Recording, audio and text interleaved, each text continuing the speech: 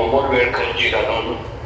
आपण मथुरा या ठिकाणी उपस्थित झालात त्याबद्दल आपला सर्वांना मनापासून शुभेच्छा आणि धन्यवाद देतो. निश्चितपणे या 7 दिवसात निर्विघ्नपणे हा ज्ञानयज्ञ भागवत यज्ञ सुखकर हो, आपल्या सर्व मनोकामना पूर्ण हो, हे स्वामींचं कार्य साता समुद्रापलीकडे जाऊन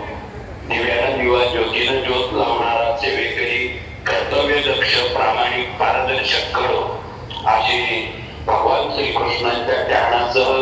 भागवत यज्ञात आपली संकल्पना आहे आणि ही संकल्पना निश्चितपणे